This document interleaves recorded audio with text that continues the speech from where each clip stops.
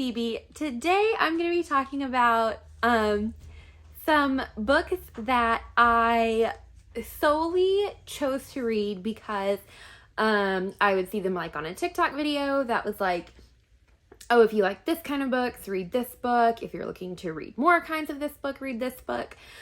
So these books, I don't even remember what videos I pulled them off of, but I pulled all of these books off of a lot of different TikTok videos, and they were all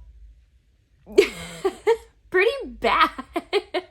There was only one book, because I had like made a list on my phone, and then I got like all of them at the same time, and kind of read them one after the other. And there was only one book in that mess that was good, and the rest were really, really bad. So obviously we're going to be talking about the absolute misses of books that I read that TikTok recommended. First, let's talk about Beneath Black Sails by Claire Sager. So our main character is a like sea witch slash pirate who is being hunted down by the who ends up being the love interest, and his name is Nye Blackwood. And the first name Nye is spelled like knight, like the medieval warrior knight, but with no T at the end.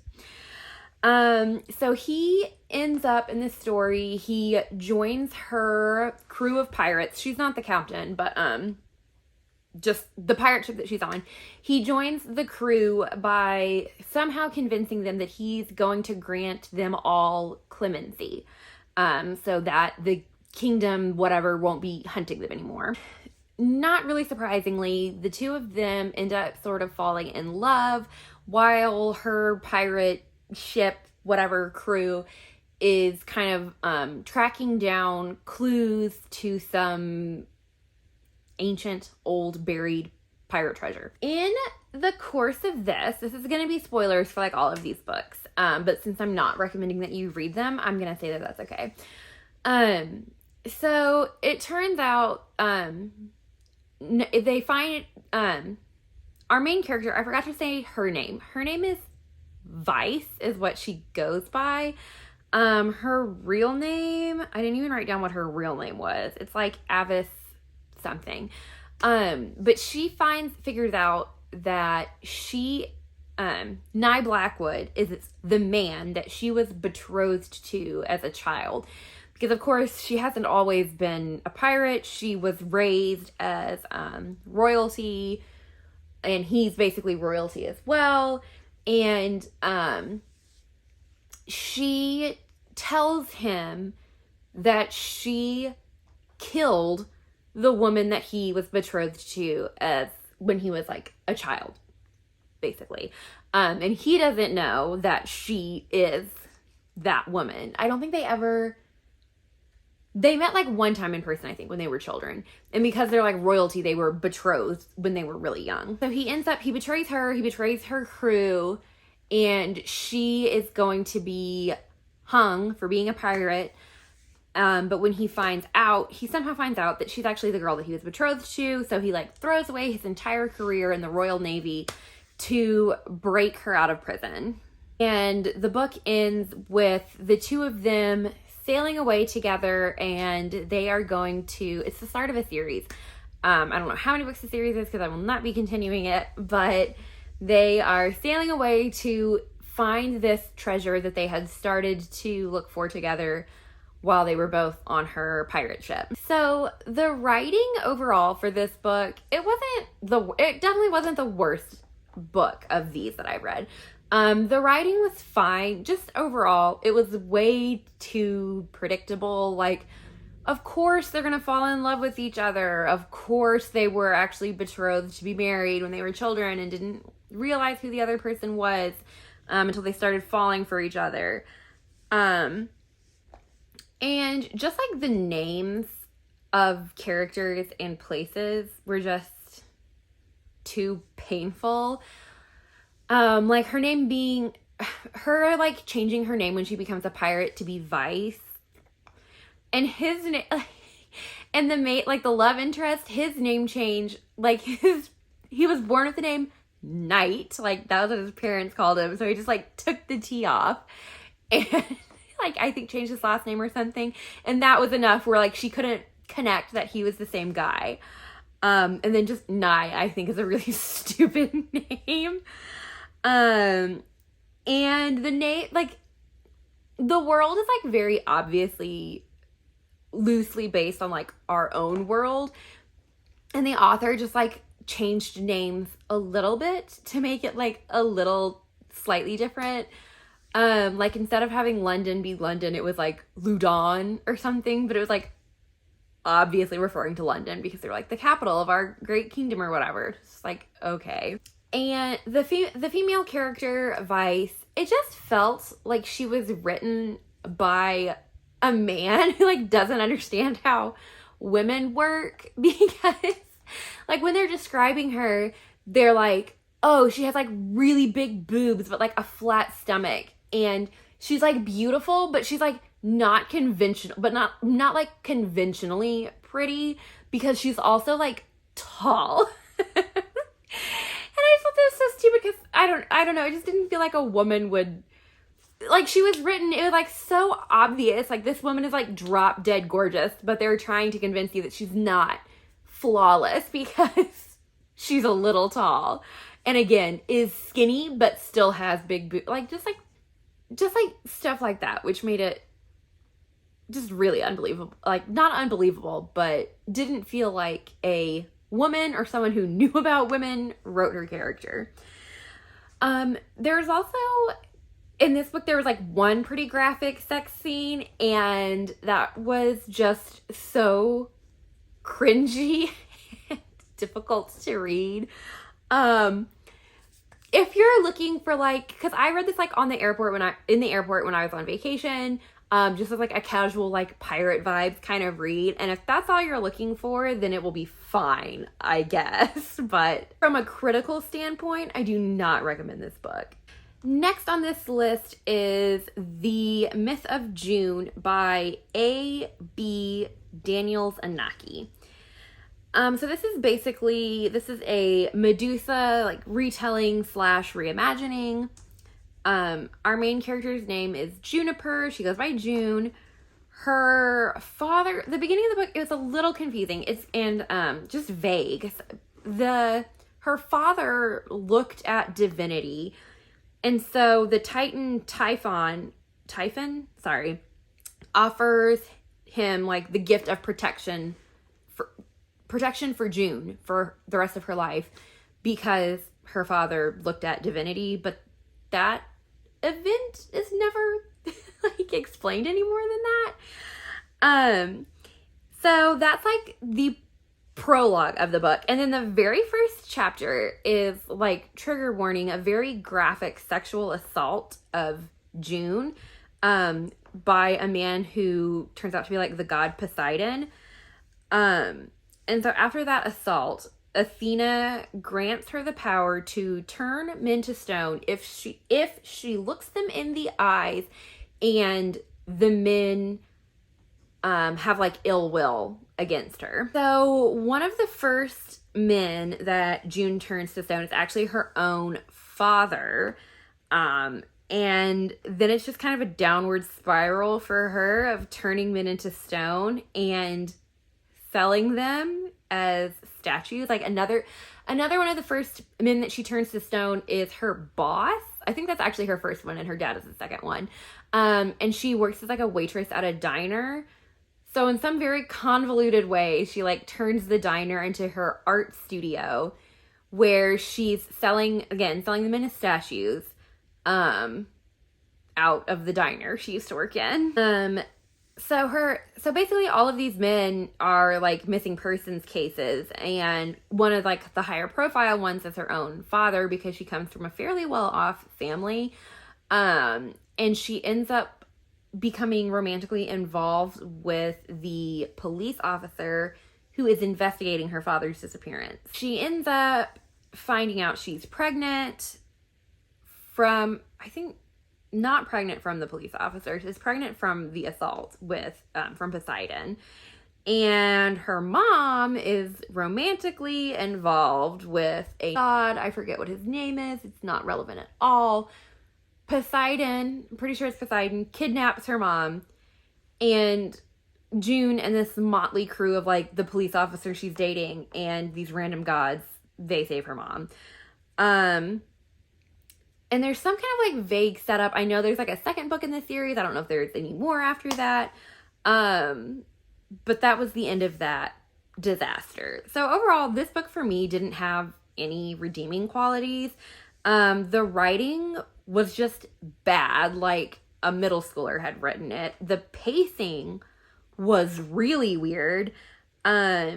Just like the way things kind of jumped around. I had no idea like what the timeline of events were, like how long she had been dating the police officer, how long the investigation was going on, just weird. And the book, I forgot to mention this, and it's not really important, but the book is set in the 1920s, but there was nothing in the writing, the storytelling, the world building that made it feel like it was set in the 1920s. And for me, like the worst part was the opening of the book being like such a graphic assault that ends up leading to a pregnancy. Like there was no reason for that to be written. Like it didn't serve the story in any way. It was just pretty horrific. And so I could not recommend this book for like any reason. I just thought it was really bad on multiple levels. The next book on this list is From Tormented Tides by Val E. Lane. So this book follows the buzzkill college student, Katrina, as she falls in love with a ghost of a pirate who died like 300 years ago. And she is trying to break the curse that kills him every night and is driving all of the women in her family to madness. So overall in this book, the writing style felt very juvenile and the characters were pretty just annoying and unbelievable. So the love interests, the ghost pirate, his name is Milo. And I thought it was way too easy for Milo to convince Katrina that he was a ghost pirate. Like I know a lot of people will complain about book situations where it's like, the main character is kind of thrown into like an unbelievable situation and they just like, like maybe they're pulled through to like an alternate like dimension or like a fantastical world or something. And they just like refuse to believe that that's happened, even when like all of the evidence is pointing to that.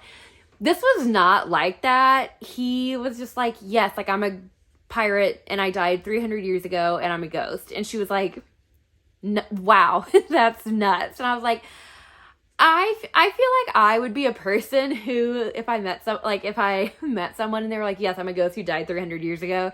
I feel like I would be one of the easier people to convince of like that being the case. I'd be like, oh, that's so sick. But I feel like there was just like no moment of her being like, no, that's crazy. Like she's just like immediately like, yeah, okay, that tracks. And some of the situations that the characters got into were just like not believable. Like there's one part, Katrina and her roommate Mackenzie are being chased by like this crew of the ghost pirates. Milo's like the only good one and the rest of them suck. But they're being like chased through this town in Florida where she goes to school, college. And they like to hide from the ghost pirates that are chasing them. They jump into the back of like somebody's Jeep. Like they have the top off because it's Florida. So they like jump into the back seat to like hide from the pirates. And the dude who owns the Jeep like comes and he gets in his car and he's like, what are you doing in my car? Like, get out. And Mackenzie, the roommate of the main character, is like, oh my God, like you're not going to offer to give us a ride. And he ends up like, before he even gives them a ride, he works at like an antique store across the street from where the Jeep was parked. And somehow, he takes the girls like into the antique store And while they're in there, Katrina sees like this painting. It ends up being of like her great-great-grandmother. I can't remember like why she ends up getting like drawn to it or whatever. But she's like, oh my God, like I really want this painting. And he ends up like giving her the painting. He's like, well, we haven't even put it like in our like I haven't even cataloged this painting yet, so like you can just have it for free. And so she gets like this free like old painting from the antique store that he works at, and then he gives these strange girls that were hiding in the back of his Jeep like a ride back to the college dorms. And that whole thing, I was like, I just don't see that happen. Like it was just too weird. Just like overall for that book, if you like Wattpad books, stories, whatever, you might be like entertained by this. Otherwise, I would say probably give it a pass. I think there is a sequel to this book as well. That's another one that I will not be looking into at all. Next up on this list is Carnivorous Cupid by Stephanie Rose. So in this book, the god Cupid, but the title of the book is Cupid, but they literally call him Eros for the whole book. But he is angry because his wife Psyche has been killed. At least I'm like 90% sure that's what happened. This book, we'll get into it, but it was so stupid. So he's trying to get back at the gods of Olympus because he thinks that they've killed Psyche. And so instead of his arrows causing soulmates to like get together romantically, it's making them eat each other's hearts out. Literally. Hence Carnivorous Cupid, even though he's not the one being carnivorous. It doesn't matter. There's a lot of things that don't make sense. So for some reason, they need to figure out why he's doing this, the Olympic gods. They know that he's doing it, but they want to know why. So in order to find out why, Zeus strips Aphrodite, Eros' mother, of all her god powers, and plants her. There's like an FBI agent investigating this, like they think it's this, like humans think it's a serial killer because I don't know, they just do. And so Zeus like plants Aphrodite to be like the new partner of this FBI agent, and she has no god powers. And the whole point of this is that she's supposed to figure out why Eros is causing this to happen. And I mean, by the end of the book, she does. It turns out he thinks that the gods have killed Psyche. And this is another book, so the beginning of a series. The next book is, I think, like What Happened to Psyche. I will not be reading that book.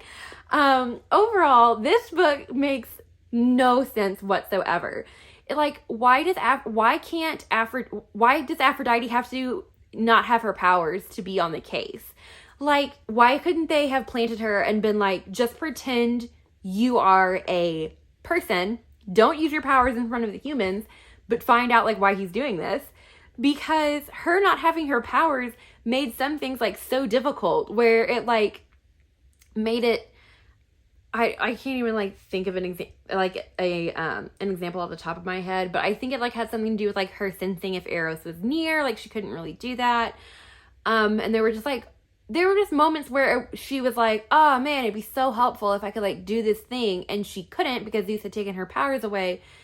But her being able to do like the things she wanted to do would not have affected the story at all, except to like just make things easier. It was like the whole reason the author had made Zeus take her powers away, because like it would make things more difficult for her and it would make the story longer. But it didn't make any sense in the plot for the story for her to not have her powers. Then, so also in the course of this, Aphrodite is trying to convince the FBI agent that these murders are being committed by the god Eros. And he doesn't buy it, which makes complete sense. Because even like I was saying for the last book, as like someone who would believe things pretty easily, if I was like a law enforcement agent and my partner was like, I think these murders are being committed by an like ancient Greek god, I would be like, you are having a mental health crisis. You're off the case. We're gonna get you help. It's just like, and it just made no sense for Aphrodite to be doing this, because it's like she knows this person does not believe in the ancient Greek gods. She knows this makes no sense, but she's like trying so hard to convince him that that's real. And it just didn't make sense for Eros to be killing the soulmates, because like I said, the whole point was that he was trying to get back at the gods of Olympus. But it's like, why does killing mortals get back at the gods? Like, their lives were pretty much going on like whatever, because I don't know, it doesn't hurt them at all that this is happening. It's just kind of a bummer. Like, you know, like the whole thing was like, oh, he's trying to get their attention, he's trying to get back at them. And it was like, but why are you're not hurting them by killing these mortals. Why was that your plan? And then besides that, there were just like some other things where I was like, this didn't make sense. Like the book, like one of the opening scenes of the book, the FBI agent is trying to hook up with a woman, and then he finds out like she's a sex worker, and it just is like very weird, because it starts out like the woman thinks it's like kind of a role play thing where he's like, yeah, I'm an FBI agent and I'm on this like serial killer case taking me around the nation. And then she's like, oh shit, you're like actually an FBI agent? She's like, well, I'm a sex worker, so we can't do this. Like, please don't report me. I'm just gonna go. And she says it like a lot more like put on, and like, I don't know, just like the way she's talking is like not how a normal person would talk. Just like, I don't know how to describe how it was written. Like someone who's never seen like an adult conversation before, has never been like, I don't know, in a sexual situation, where it was just so awkward.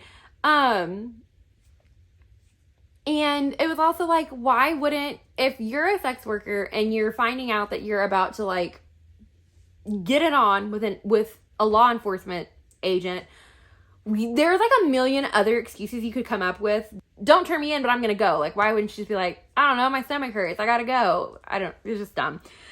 Another thing that I thought was really stupid was there's a scene where Aphrodite and the FBI agent, I don't remember his name, I didn't write it down, it literally doesn't matter. They're looking at like a corpse, one of the like the murder victims, whatever, and they're inspecting it, and Aphrodite's like, look at his ribs, like the inside of his ribs. And the insides of his ribs in like ancient Greek has like his name and like somebody else's name. And she's like, that's the other woman's, like that's his name and the other woman's name. And that's because they're soulmates. And like everyone who has soulmates like has this on their ribs. But like not everyone has soulmates. Like not everyone has it on their ribs. And the like medical examiner is like, oh my God, I've never seen anything like that. And the FBI agent is like, how did you do this? This is like so insane. Because he still doesn't believe that she's Aphrodite or that Eros is committing these murders.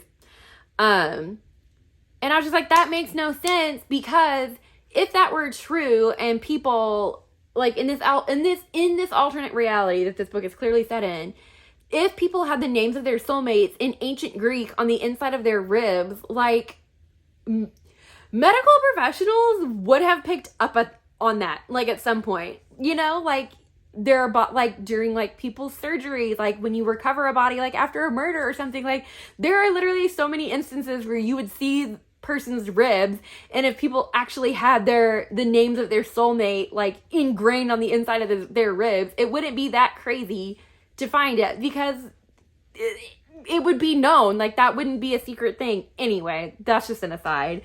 That's another book that I cannot recommend at all. I thought it was terrible. The next, I have 2 more books. We're almost done. The reviews for them are going to be literally so short because they were so stupid. I barely even like processed what I was reading. So next we have Captive in the Underworld by Lian Yu Tan, which is, I'll just tell you, it's a lesbian retelling of Hades and Persephone. That's all you need to know about what the story is. So again, this book makes literally no sense. So Hades kidnaps Persephone, and is like wildly abusive to her, assaults her like on the nightly, and then there's no character development. They're like, neither one of them change at all, but suddenly Persephone is like, I'm in love with Hades, and I like want to have sex with her. Which makes no sense because Hades is a kidnapper and an abuser, and it's not, has no redeeming qualities. Like there's nothing good about her. And so it's like, I don't know if to say like it's just like really dark. It's just bad. The whole thing is just bad, and it didn't have to be. Yeah, that's really all I can say about that book. The last book that I read was A Dark and Hollow Star by Ashley Shuttleworth. And the only synopsis I'm going to give you for this is that 4 queer fairy teens band together to solve murders that are threatening to expose the Fae world to humans. And I'm pretty sure I got that summary off of like Goodreads or something, because this was a book that is like when I wrote my like review of it, this book is 512 pages, and yet I could tell you almost nothing about it. I found it so abysmal and confusing.